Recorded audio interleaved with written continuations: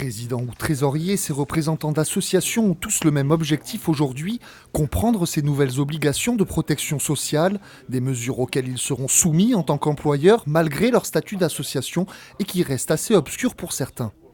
Ça ne me parle pas du tout, donc je suis venu pêcher les renseignements et je les trouve. Surtout pour la mutuelle, pour nous, on ne se sentait pas concerné en tant qu'association, et la DSN encore moins, parce que dans le monde associatif, c'est quelque chose dont on n'avait jamais entendu parler.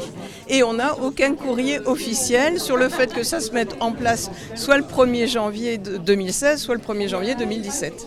Donc c'est vraiment une grande découverte pour nous. Organisées par YGREN et Vie Associative 78, ces tables rondes permettent aux différents acteurs de l'économie sociale et solidaire d'éclaircir certaines mesures. La première est la mise en place d'une complémentaire santé obligatoire pour tous les employeurs dès le 1er janvier 2016.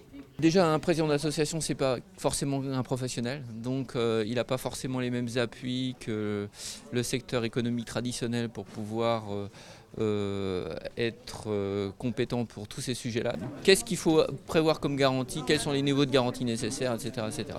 Donc simplement l'aspect technique de la loi en termes d'obligations réglementaires de garantie.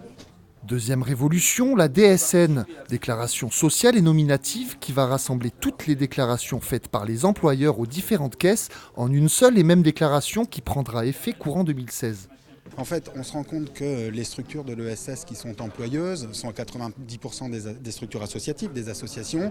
Et beaucoup de ces associations sont bénévoles, mais pour se développer, créent de l'emploi. Et ces obligations de complémentaire santé et DSN prennent cours dès qu'il y a un salarié au sein de la structure. Et donc, cet accompagnement administratif est nécessaire et indispensable. Une après-midi pour s'informer et comprendre ces nouvelles mesures, mais aussi un moyen de rencontre informelle pour les différents acteurs de l'économie sociale et solidaire.